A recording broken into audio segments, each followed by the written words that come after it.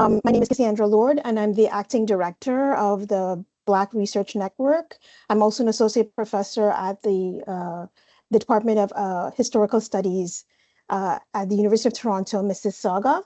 And before I begin, I want to open by acknowledging the sacred land on which the University of Toronto operates on Indigenous lands and shores of the planet's largest gathering of fresh water. For thousands of years, these have been the traditional lands of the Huron-Wendat, the Seneca, and the Mississaugas of the Credit.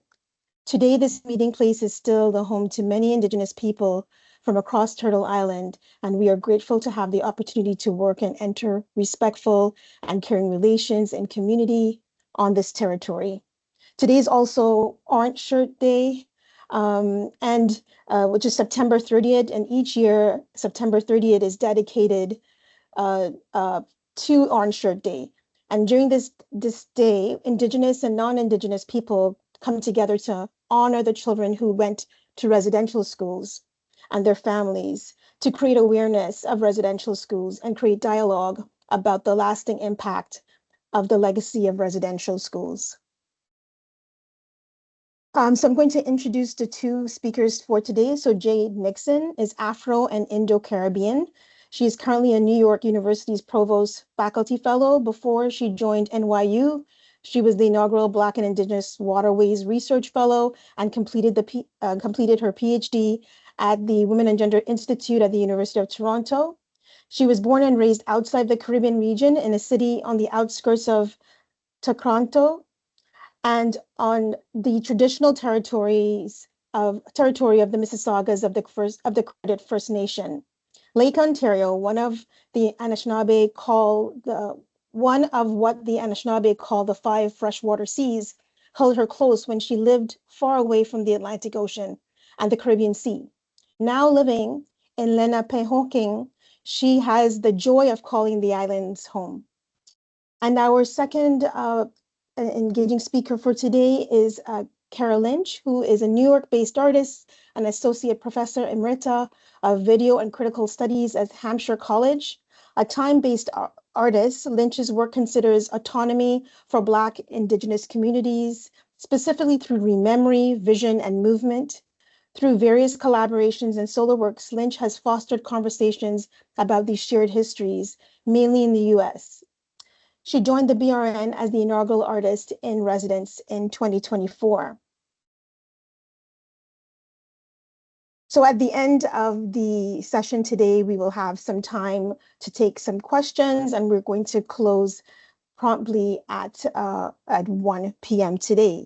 So again, Kara and Jade, thank you both for your time and for this wonderful. I want to hear about this wonderful work that you both collaborated with. So this question is directed to both of you. We want to know about your experiences of taking part in the Black and Indigenous Waterways course led by Associate Professor Beth Coleman, who was also the inaugural BRN director. And for those who may not be familiar, could you share a few minutes about your roles in the course and what it meant to you?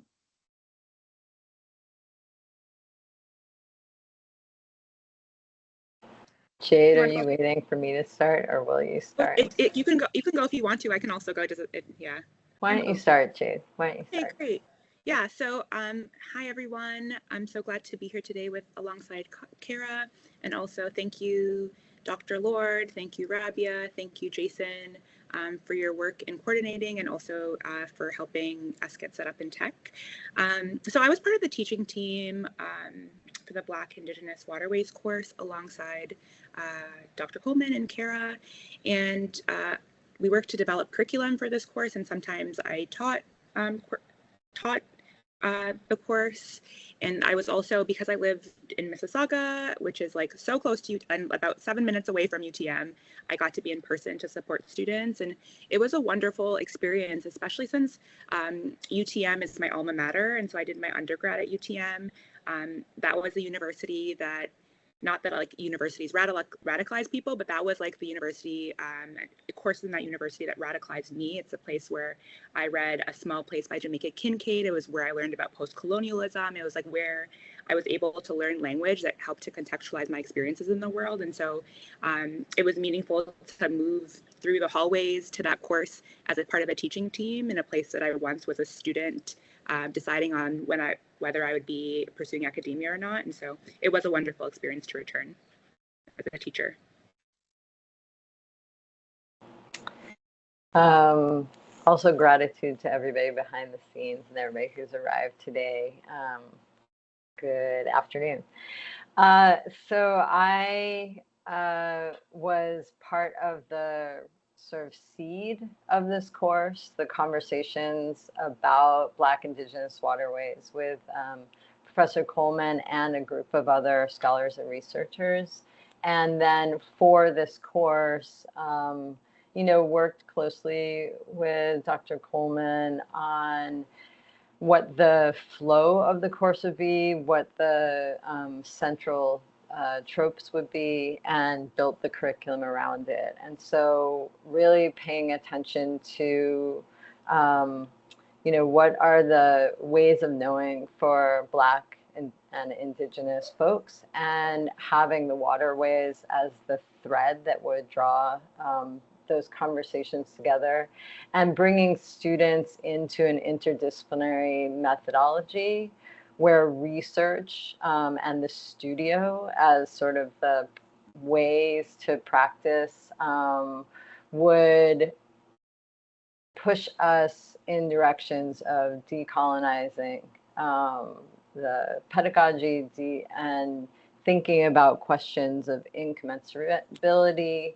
thinking about collectivity, what does it mean to do this work, and how to center Indigenous technologies of kinship, Black spatial relationships in the work. And I also was present in the classroom virtually, so I had a chance to get to know the students. And like Jade, I also on occasion facilitated the classroom and presented, and then had a really sweet time working directly with a few students as they were developing their research projects. That's fantastic. I liked how Jade brought in her own experience around being a student and then teaching. And Kara, your question leads us to this idea. Your comments and your about teaching and being involved leads us to the question about pedagogies. And then, so I want you to think about what shifts have you noticed in curriculum and student learning when Black and Indigenous pedagogies are centered in the classroom? I can kick it off and then maybe Jade will jump in. Yeah, I feel as though when we center Black Indigenous voices, pedagogies, ways of knowing, ways of seeing, ways of thinking, ways of making, you start to have multiple voices and perspectives resonating. I think it really pushes critical thinking because we're looking so much at the gaps in the colonial archive and the colonial historical record. And I also feel like it really helps us build some muscles in anti-racist and anti-colonial scholarship. And it also allows for a lot of aha moments. And I do feel like students were very hungry for this opportunity to, shift perspectives. And I think the other thing that was very special about this course, because waterways are sort of the thread or the what we're following in this research, is that the work was very place-based. So the students were doing research that was really located where they were. Yeah. So, and I imagine there's more that Jade could fill in. What do you think? Yeah, so yes to everything that Kara said. And I also noticed many aha moments in students' learning, especially around thinking about how settlement and slavery are so foundational in settler colonialism, how land dispossession, how Indigenous genocide, land dispossession, and also slavery are like working together as part of settler colonialism, or what Tiffany King more capaciously called like conquest. So that was talking about settler colonialism and slavery is also obviously really hard. It's difficult, and they're terrible structures, but it was good to see that students were ready and hungry, as Kara said, to learn about that. I think also in relation to student learning, centering Indigenous and Black pedagogies invites students to think about or have a deeper and more fuller story of lands, waters, and place. And so a lot of those aha moments were like related to thinking about, as I mentioned before, settler colonialism and anti-Blackness and slavery in Canada in a Canadian context. And then in terms of curriculum, when we are centering Black and Indigenous pedagogies, attending to Black and Indigenous pedagogies, it emphasizes what deserves or what is worthwhile to spend time thinking about, what is worthwhile to spend time learning about and learning with and learning from. And so those are the kinds of two major shifts around learning, around curriculum that I found. I like the ideas also about how both of you in different ways spoke about the ways in seeing students shift in their own learning and the excitement and thinking relationally is what you bring forward. So moving from pedagogy and the classroom and curriculum, we're going to turn now to your own academic work and involvement in this project. And I want you to reflect on your own academic frameworks that you brought to this project is in one part. And then I also want you to think about simultaneously, how have there been moments in teaching, collaboration, and research that opened up new ways of engaging in knowledge? So, and questions that, that frame or disrupt dominant systems, right? So one in terms of your academic theoretical frameworks you bring, and then ways of like how that work is disrupted, how the work that you do disrupts ways of thinking.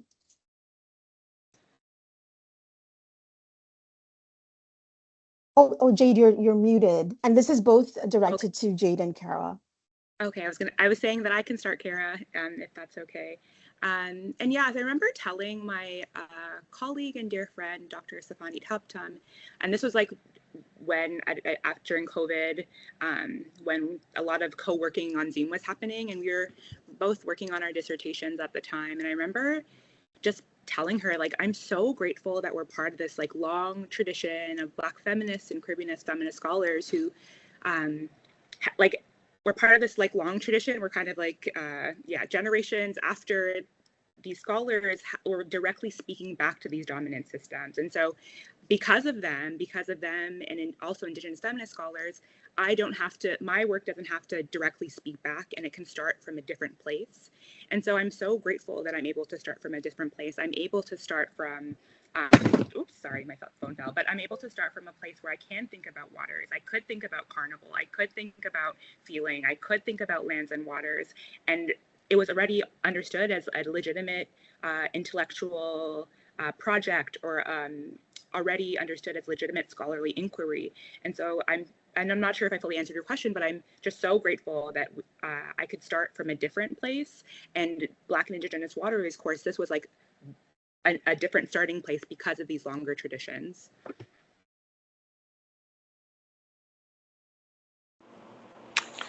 Yeah, it makes me think of accompaniment, like all the shoulders that we stand upon. And then, this might be a good place to put this as well, though this doesn't answer your question, Cassandra. But I do think that the experience of like co-conspiracy and co-teaching with both Jade and Beth was really amazing. And I always think of the other side of it, of like the students having this experience and how often do they get that. We're not all of the same generation, but we are, as Jade pointed out, like on other people's shoulders, continuing this work and this lineage of Black feminist scholarship and research, and being able to then propose a space where Black and Indigenous ways of thinking, knowing, seeing are in conversation with each other and outside of a white gaze or a colonial gaze. Like that's something that we were forefronting. So for myself, you know, at the time that we were developing this curriculum, I was mostly in the studio in Indian Territory in Oklahoma in the US, and really thinking a great deal about the relationships that Black folks and Indigenous folks and Black people as Indigenous people have together, and what are the frameworks for that thinking. And in digging into what this course should, what we should read or think about or look at, I went deeper into Tiffany King's book, Black Shoals, because it really did the work for us of making a proposition of, if, you know, African peoples in this hemisphere are understood to be connected to water and Indigenous peoples are connected to land, then where is the location that we meet and begin to engage in and work out all of the incommensurabilities that come with settler colonialism and slavery in this place. And so the shoal is that location. And for me, you know, as an artist and a researcher and also an educator, that became like a really generative, fruitful location to work from. And I find that while all of the things that lead you there were maybe things I'd already been thinking about, I had not put them into conversation in that same way. So yeah, and I think that has opened up some more work for me going forward, or like always having that as something to hold on to. It's like, oh, how is this a shoal framework? Yeah. I liked, Kara, when you spoke about like the collaborative process in terms of being co-conspirators and being able to, in teaching and co-teaching, it offers different ways of, like, you have a sounding board, like to figure out and to think together, where when you're working independently, that doesn't occur. So I really like that in terms of thinking and different patterns of thinking, right? Different knowledge bases. And Jade's point in terms of, I really, really liked your point, Jade, when you indicated that you could have a different starting point. I really like that in terms of rethinking. So thinking about your genealogy, but thinking how you can open up new areas. So that was very, very provocative. I want to also, so I think also kind of like piggybacking on Jade's comment is to think for both of you, were there moments where community-based or ancestral knowledge came into the work in ways that felt meaningful, unexpected? You know, like sometimes, you know, different ways we feel our ancestors in our body, we feel it in terms of the work that we produce. So I would like, you know, both of you to reflect on that.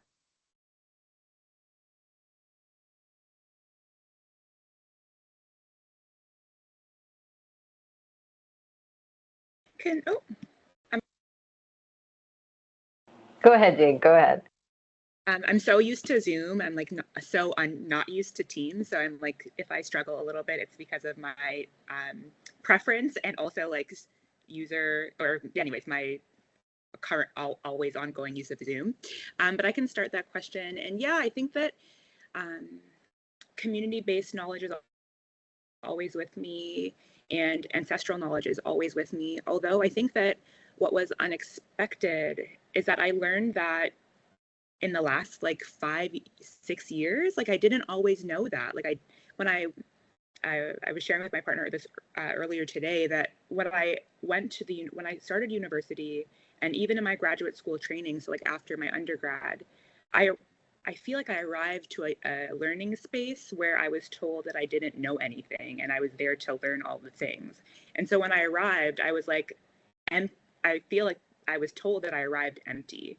And so reading Black feminism, reading Caribbean feminism, reading your work, Cassandra, reading Indigenous feminism, I realized that I like came to this university really full, really knowing a lot, like really knowing, like in my dissertation, I write about like how much, although I'm not in the church, like I grew up in church, but how much I learned from my church, like how much I learned about mutual aid, how much I learned about how to support each other, how much I learned about like how vulnerable people live in the world. And so I came to the university knowing all that stuff, but I didn't count that as knowledge until the last decade or so. And so all that to say that I've learned to think of ancestors and communities as always shaping the work that I do, is always shaping my research practice, is always showing up with me as I'm teaching, is always on the page with me when I'm writing in ways that I wasn't able to discern or recognize before that. And so that is like, although it didn't maybe always, like it didn't appear like magically in the classroom, I do understand it as always with me everywhere I go as I move through the world. Less so as like an unexpected arrival or something like that. Yeah, I really appreciate hearing that, Jade, in terms of your own recognition of it, like knowing that it was always with you, but like when you recognize it. And I think for myself, yeah, very much the same. I think that I had always thought about that ancestry or lineage coming into the work by all of those who came before me, whether it be family and like what it took for me to be where I am. You know, all of my grandparents and great grandparents, and then also the sort of academic family whose shoulders I stand on. So it's sort of like that, I feel, is how I've always understood an answer to your question, Cassandra. Specifically with this course, you know, my interest in what is going to be the conversation between Black folks and Indigenous folks on Turtle Island comes directly from having Wampanoag lineage and being raised as Black people. We have African ancestry and we're Wampanoag, but we have moved through the world as Black people in the US. So there's like that thread of like trying to understand all of those movements. And then one of the things that I really appreciated that we did really early with the students was everyone was invited to bring an object into the space, and that was the first site of research. And it was something that would locate them, like stories that they had, but also locate them in a place, something that they associated with place or home or who they are. And I feel like that exercise allowed all of us to bring in this like community that we come from and an idea of our ancestors who are guiding us. And that's fantastic in terms of thinking again relationally, but also in terms of what we, what we carry.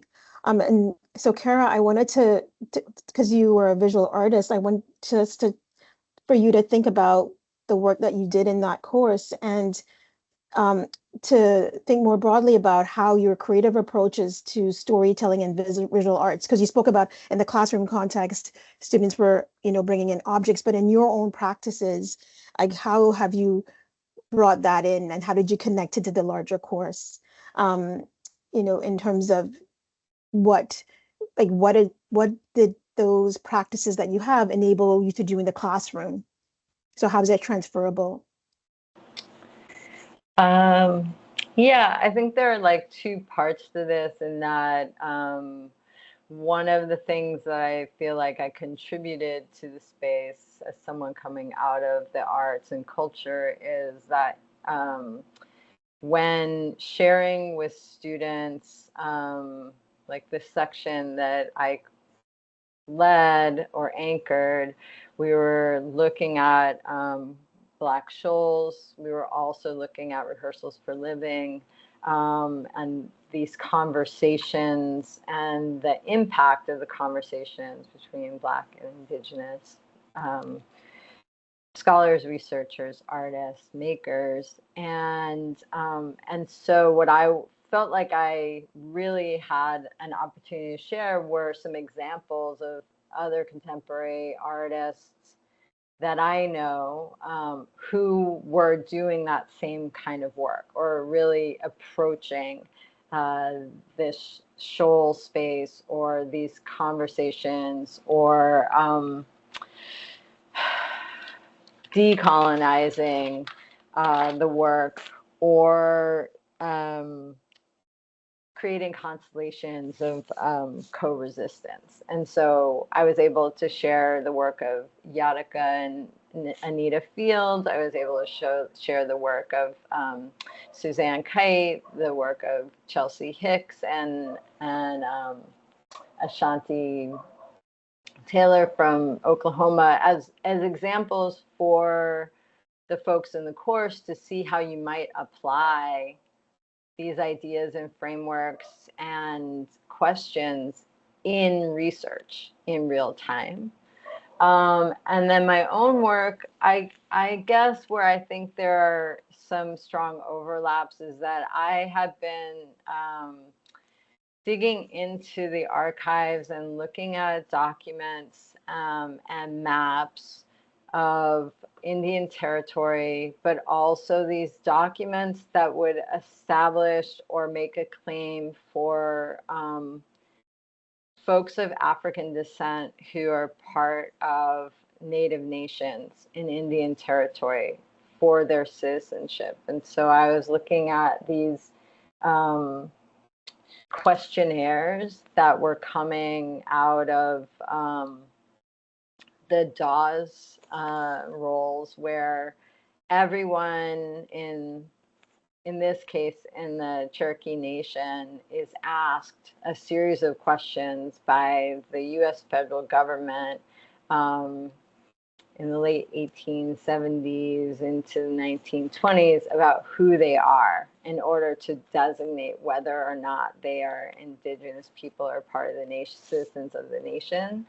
And I was taking those documents and drawing from them, like literally drawing them, tracing out, but redacting some parts, and making these like multiple series of drawings that could reveal the tensions of these questions to, folks who had been enslaved by the Cherokee Nation, but understood themselves to be part of the nation, or folks who never imagined that they were anything but Cherokee, and now having to prove where they were and why they were there and how they got there, and by redacting or by showing the gaps in the documents or in our understanding. So that's one example of some of the work that I had been doing at the time. Just a follow-up question on that, because I was intrigued by the questionnaires. Did you take that and then turn it into multidisciplinary piece? Like how did how did you display those documents then, or how did you work with them? Yes, so far they are drawings. They're drawings. Hand Okay. drawings. I still haven't really figured out what's meant to become of them. Will it be a book? Will it spark a series of conversations? Yeah. And that's fantastic. So far, there's still me like quietly, deeply listening to the documents. Mm-hmm. And I also like the fact that the students got to learn about other Indigenous artists, right? And it kind of their own practices, their art making practices, their different the different threads that they bring in. So I think that exposure is fantastic. Thank you. Mm-hmm. So Jade, the question for you is to really think here about the ongoing struggles against systemic oppression, and what are the broader, you think the work that you contributed and the work that you're doing, how it contributes to the broader political and social implications of Black and Indigenous pedagogies, like in terms of teaching it in the through activist and academic kind of frames, right? And kind of looking like how might you, kind of are they distinct? Are they overlapping? How might you interpret that in terms of how your practice in the classroom, but also your academic work? Yeah, thanks, Cassandra.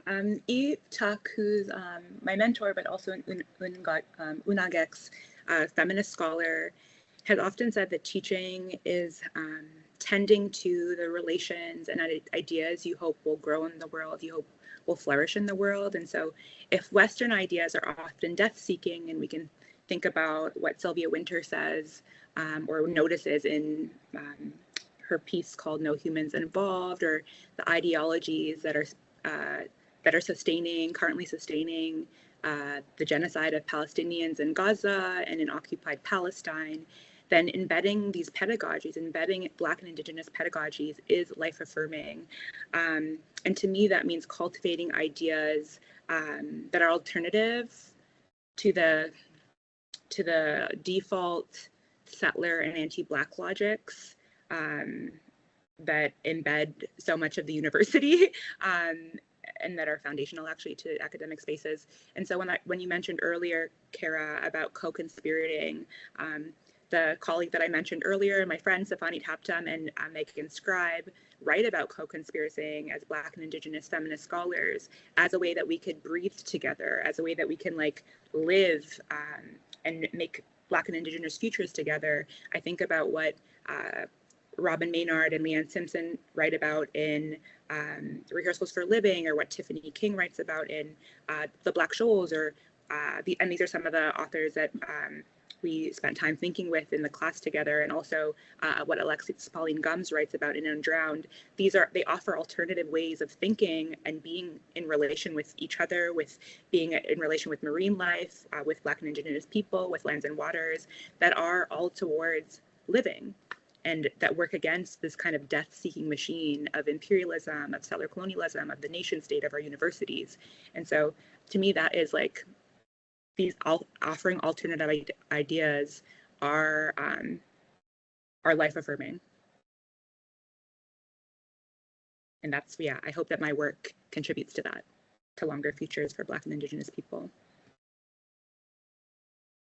So thank you, Jada, because you stepped ahead in terms of really taking us to taking us to the future, but also kind of helping us think about what the work offers in the classroom context. And I also want to direct that question to Kara. How might you think these histories, like these different kinds of histories, operate within the context of an educational space? Like because I think Jade, gestured toward that very clearly and succinctly. But I'm wondering for you, like, how do you see, how do you think about the educational space in terms of what you've done, but what needs to be done still? Thank you. Yeah.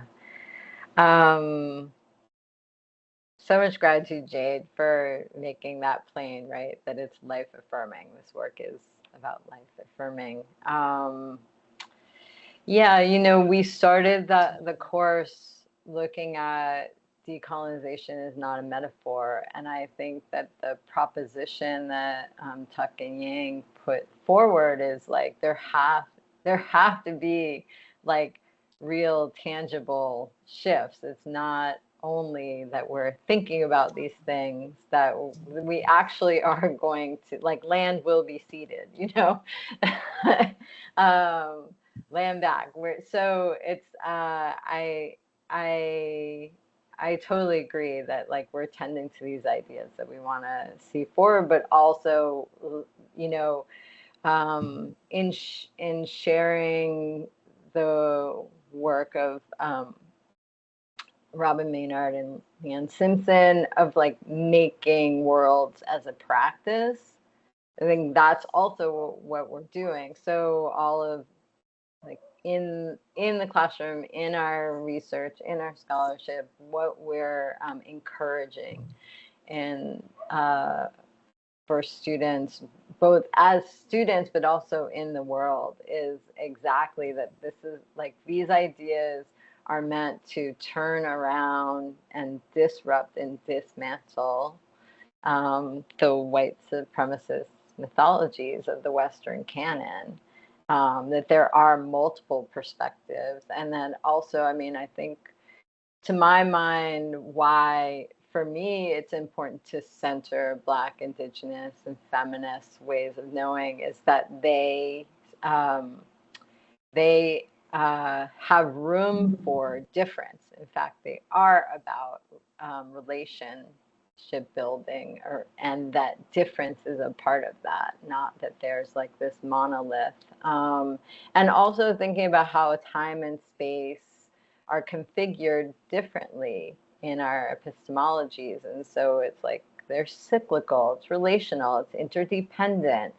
Difference is recognized and embraced as an asset ecologically and culturally. So these are values, and that, you know, your earlier question about where our ancestors and our community, like, these are values that we bring with us, both in how we've been taught and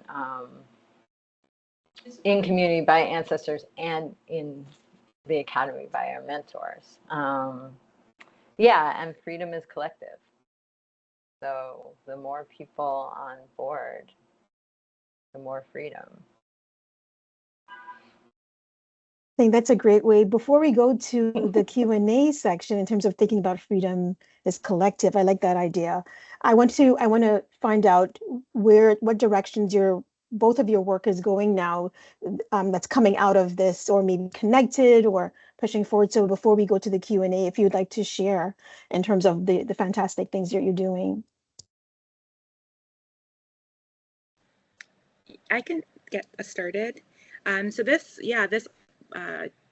being able to teach this course alongside you, Kara, and also Professor Coleman, allowed me to spend my own time thinking more about Black and Indigenous waterways. And at the time I was writing, I feel like this is going to take longer than it should, but at the time I was writing about the Atlantic Ocean and Black women's relationship to the Atlantic Ocean. And one thing that I realized also, I've had a lot of, like, reckonings in the last 10 years, but one thing that I realized is that in discussions with Black women that were in my study, was that they had relations to more waters than the Atlantic Ocean, and especially for Black Caribbean women that were living in the diaspora. So some Black women had relationships to their pond in their backyard, or some participants had relationships to, like, Lake Ontario. And in our conversations, I realized that, like, Black women, including myself, have always had relations to waterways that were beyond the Atlantic, and the Atlantic too. And so in my discussions with Black women, I learned that I had always had a relationship with Lake Ontario my whole entire life. Like, I would drive by Lake Ontario on my way to work every morning, and I would, like, look to the waters and, like, wish the water good things and be grateful that I was able to, like, witness the waters or observe it. When I was younger, I'd always go to the Allison, I'm not available to get I was always by Lake Ontario. That was the water that sustained me. And so in thinking about my own relationships to waters and in speaking to Black women, one thing that I learned from them was that they always had relationships to the waters when they were young girls. And they also had relationships with friends when they were young girls. And so now in my research that I'm doing at NYU in the visiting lab, also directed by Eve Tuck, I am leading a youth participatory action research project with Black and Indigenous girls to ask them directly, to think with them directly about their own, how they make sense of their relationships with urban waterways and friends in the city. And so this teaching experience helped me, like, is it literally why I was able to have time to spend thinking about Black women's relationships, learning about Black women's relationships, and also allowed me, or like, is what I'm building on in this project, this current project that I'm doing. And it's called Visiting with Waters and Friends. It's so good. I want to come. I want to come and hang out with you all visiting waters. It's going to be so cool. Yeah, it sounds amazing. Thank you, Jade, because now I'm going to answer this maybe differently. I'll start with that, yes, paying attention to our relationships to the water as a site where we can engage, where we can see one another, speak with one another, build these relationships, has reinforced practices that I already have with the water of,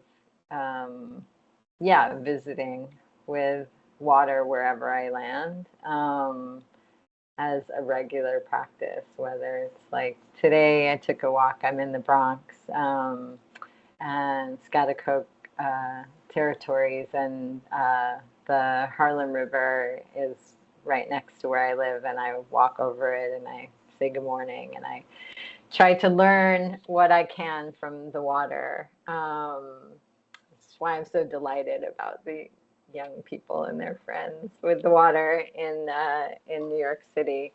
So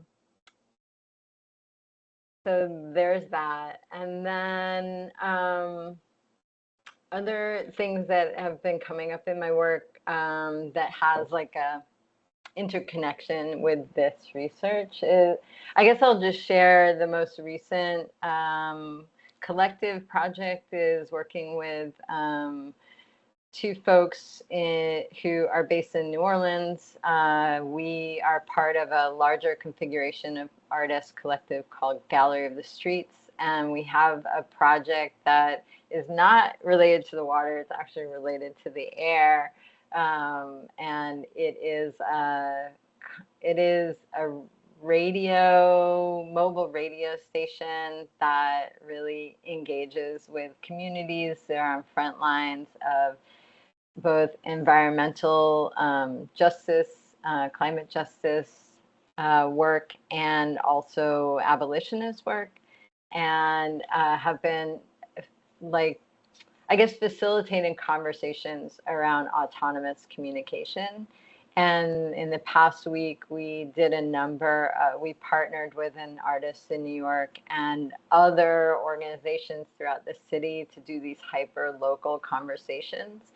And one of them in Queens was so moving because it was with folks who are understood to be immigrants in North America who are from places like Ecuador and Colombia, Chile, Panama, and being able to talk with them or hear from them how they are understanding the land that they're now on, and them doing this like beautiful research and historiography of Queens that starts with it as marshland, then talks about the plantations and Africans being enslaved, and then the relationship to this like new idea of a garden city in Queens, and then where does that bring us now with this borough that's meant to be the most diverse in language, culture,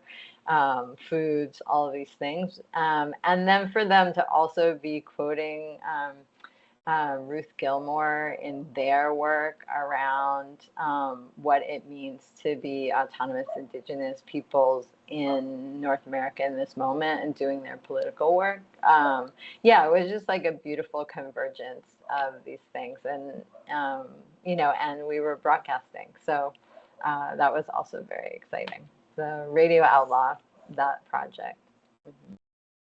So rich, and you can see the threads in terms of where things are going. So I want to open up the Q&A for the next 10 minutes to our audience members online. So if you want to unmute yourself and ask your question, or if there's any questions in the chat, or if you want to raise your hand, we will facilitate the question.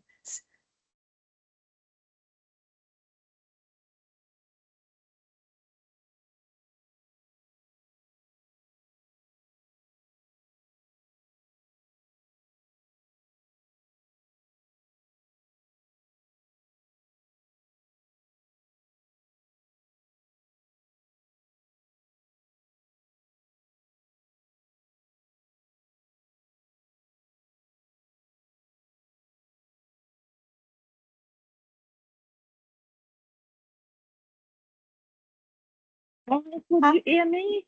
Yes, I can. Yes, we can hear you. Yes. Oh, you're cutting out, and Nick, you're cutting out a little bit, and Nick, you want to just try? Because I'm in A&W and using my AirPods, so Okay. in case I will remove it. Thanks for this presentation. I think this is very important. We have this kind of connection between Indigenous and the Black, because we the same experience as people who were colonized. And I was thinking, you said something very interesting, Kara. You said that, I think it's Kara or somebody else, I think, about the thing that Caribbean women also see themselves as a Black, but disconnect with also the heritage, African heritage, something like that. And I also think that also it's because I have a colleague, maybe you know, Temi Tope, at the Farrakhan, she works a lot on African indigeneity. And the Yoruba, she wrote a book called The Soul of Yoruba Culture Related to Dubois. And we are working on the idea that so the word indigeneity must be, we must reappropriate our indigenous heritage. The Brazilians, they do that a lot, okay? They still practice because I think in that case, because it's just in South Africa, they take most of the whole village and put them there, you know? So that's why they rebuild the ancestry, the indigenous culture. And we have the trouble with the word indigenous because most of the time, because I work on both Native American indigeneity and also the Black indigeneity. So I'm into that, our indigeneity, Black indigeneity, African indigeneity can help us solve the problem we have today, because there were lots of things we are using, and because of a colonizer, they say that it was not appropriate, and we don't use it anymore. So I think there's a work to going back, and we need to make a work about this word indigenous, because in the case here, when you use indigenous, it's almost all the time related to Native American. But we are also indigenous as African, and this is the thesis of Topi. That's why at the beginning I was not so clear, but I think she's right, because for instance, I'm just going to give an example of housing. I work on housing crisis, and in Nigeria, the Yoruba, they have a way to build houses. That was good to fight disease, mosquito, all that. And the white people, they came, they said, no, it's not nice. We're going to use concrete. And this was at the beginning of a great crisis, because the way we were housing, it's the same with the indigenous here. So we have our own knowledge, which is related to our indigeneity. Part of this remain, you know, in some practices.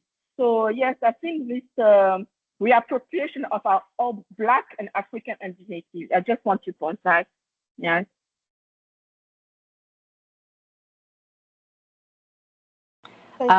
Yeah, absolutely, and that is it.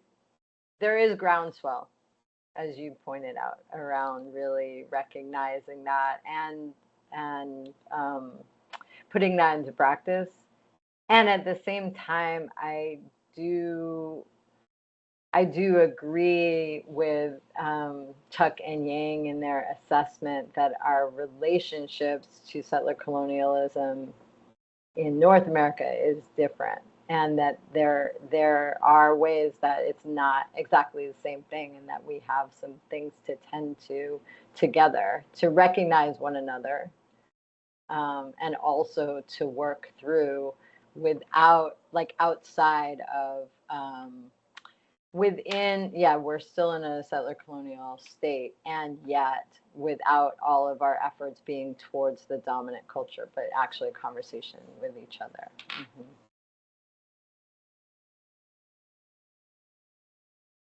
Thank you so much for your question.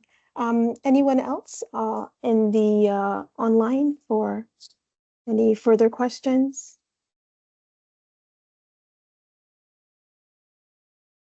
Yes, Sarah? Hi, can you hear me?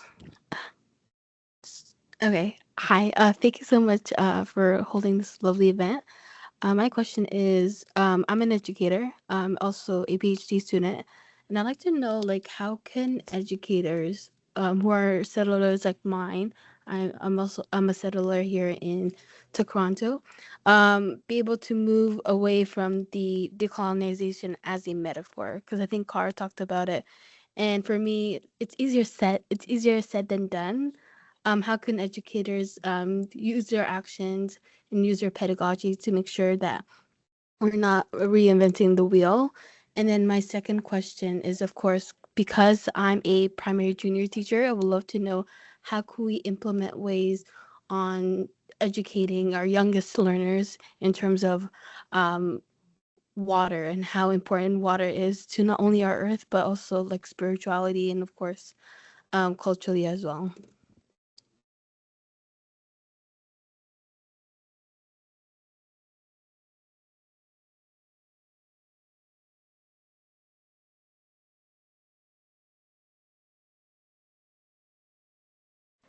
Go, Jade. You got some comments. Yeah, I think I need more time. I think I need more time to think about that question, because it's a needed question that we need to ask ourselves, especially in this present moment, where there's like so much university retrenchment, so much surveillance, so much intense like punitive measures, criminalization happening, especially when students and faculty and people within the university are calling for an end of a genocide in Palestine. So that is like, this is a great question to ask. How can we make decolonization not a metaphor? But I think I need more time to think about that out loud. Kara, do you want to give it a go, and then I can answer after you do? No, I think this is the issue, is that many of the ways we thought we were doing it are now very difficult under the circumstances of censorship and or like universities self-censoring, or really walking away from those of us who've been doing the work, and leaving folks in very precarious situations. I mean, I do imagine that it will take some more tricksterism than in the past, to be talking about one thing, but it actually being this other thing. And I am curious what that looks like with young people. I do think always keeping forefront of mind the question around incommensurability and really engaging that and acknowledging and engaging it. And also, they're very plain in that article, like land back. So what are efforts towards that? And how far have we come already, and what are the next moves? Yeah, and it seems to me like you sort of might also have some ideas about that. And I would imagine with young learners, maybe that means that it's in things like songs and field trips and, meeting elders, having them interview their elders. It's a little bit different than, reading it in a book, since so many of the books are being taken away. I know we have 2 minutes left, So can I just say one thing within 1 minute? I'll try to keep it short. So to answer your, just to piggyback off Kara and answer your last question around how we like introduce these ideas to young people or like young children, I think spending time is a really big way. Like visiting, I learned from Indigenous feminists, is like a way of spending time with lands and waters, with each other, with young people. And so visiting waterways and like introducing that, like allowing them to reflect on what they feel, like introducing ideas that water is our kin, our relative. And these are ideas I learned from Indigenous women. And to just quickly respond to your first question about how do we make decolonization not a metaphor? Yes, I echo Kara, like land back now, land back now. But also I think one of the ways that I think of decolonization is thinking about how we attend to our relationship. So I am like, how do we support each other, our friends that are like Palestinian? How do I support my Indigenous friends? I love them. I take care of them. I listen to them. I try and offer them food, try and offer them comfort. Like it's like not only the material, the part of the materials part of decolonization is how we love each other and how we care for each other when there's multiple crises, multiple apocalypses. I can't even say it, apocalypses. And so my answer to that question is like, how do we care about each other? What do we do to care about each other in these moments? Thank you both. Thank you both to Dr. Nixon, thank you, and to Dr. Lynch, thank you so much for your time today, for the conversation, for sharing your future directions. I also would like to thank the audience for participating. And just a quick note about some more BRN events that are taking place. There is a practice lab, which is a workshop that's going to be offered on the 10th of October. It's for faculty and grad students to help move and guide you through assisting you in terms of support around tri-campus granting processes. So with that, thank you all, and I wish you wherever you are a wonderful day. And again, thank you for Rabia for supporting the BRN. And be sure to follow us on Twitter and Blue Sky, etc. Take care all. Bye.